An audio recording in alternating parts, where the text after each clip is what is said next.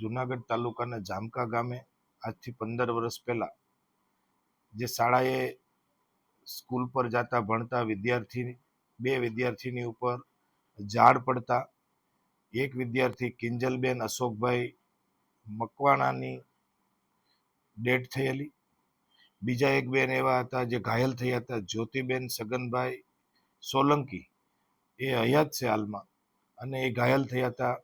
તેઓને બંનેને, જે કિંજલબેન છે એનું મૃત્યુ પામેલા, એટલે કે એમને ₹4,21,000, અને જે ઘાયલ થયા હતા જ્યાં ઝાડ પડવાથી, જે જ્યોતિબેન સગનભાઈ સોલંકીને ₹70,000, એમ કરીને જિલ્લા પંચાયતની સ્વભંડોળની ગ્રાન્ટમાંથી, અમારી જિલ્લા પંચાયત હસ્તક શિક્ષણ સમિતિમાંથી અમે આને ચેક વિતરણ કરીને એમને આપીએ છીએ.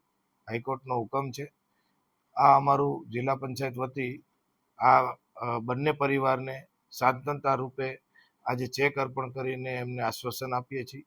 આ તકે જામકાના જે તે વખતના સરપંચ પરસોત્તમભાઈ સિદ્ધપરા, અમારા જિલ્લા શિક્ષણ અધિકારી લતાબેન, અમારા શિક્ષણ સમિતિના ચેરમેન બેન શ્રી સાકરબેન અર્જણભાઈ દીવરાણીયા, સૌએ મળી અને આ નિર્ણય અમારી કમિટીએ લીધેલો છે. અને આ ઘાયલ પરિવારને અને મૃતક આત્માના પરિવારજનોને આ ચેક અર્પણ કરીને આજે અમે એને જિલ્લા પંચાયત વતી એમનું સાંત્વના પૂરી પાડીએ છીએ. હું પરસોત્તમ સિદ્ધપરા, ગામ જામકા, તાલુકો જિલ્લો જુનાગઢ, ગુજરાત.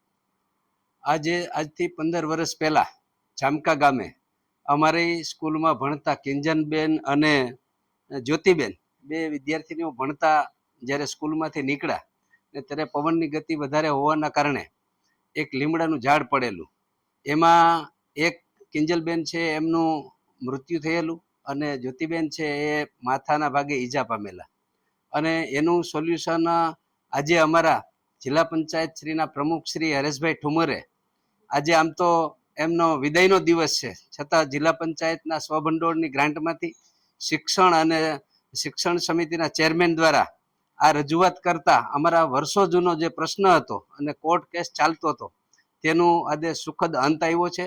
અને એમના પરિવારને જે કાંઈ મળતી કોર્ટે કરેલા હુકમની જે રકમની સહાય છે તે 4,70,000, એમ બંને દીકરીઓને, એક મૃતક દીકરીને 4,20,000 અને જે અત્યારે હયાત છે એમને 70,000 જેવી રકમ જિલ્લા પંચાયતના સ્વભંડોળમાંથી આપી અને અમારા વર્ષો જૂનો પ્રશ્નો છે તે અમારા જિલ્લા પ્રમુખ શ્રી હરેશભાઈ ઠુમરે એમને રજૂઆત કરતા એમણે અંગત રસ લઈ અને ખૂબ સારું નાના પરિવાર માટે અને અમારા ગામ માટે કામ કર્યું છે. અસ્તુ ભારત માતા.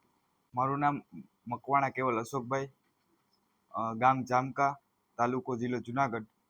આજથી 15 વર્ષ પહેલા 7/7/2008 રોજ જામકા ગ્રામ પંચાયતમાં એક અકસ્માત થયેલો. તેમાં મારી બેન કિંજલબેન અશોકભાઈ મકવાણા તેમનું મૃત્યુ પામેલા છે. તે વતી જિલ્લા પંચાયતમાંથી પ્રમુખ શ્રી હરેશભાઈ ઠુમ્મર તરફથી અમને ચેક મળેલ છે.